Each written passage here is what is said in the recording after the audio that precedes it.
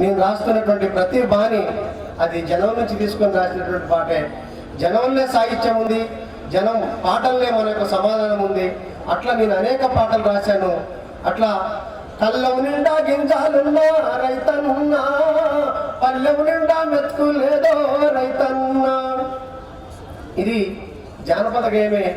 నేను వరంగల్ జిల్లాలో పనిచేస్తున్న క్రమంలో ఆనంగీనం గుడిసిన కళ్ళం దొరగారు, ఆనంగీనం గుడిసిన కళ్ళం దొరగారు, 60 బస్తాలు బండి నాయో దొరగారు.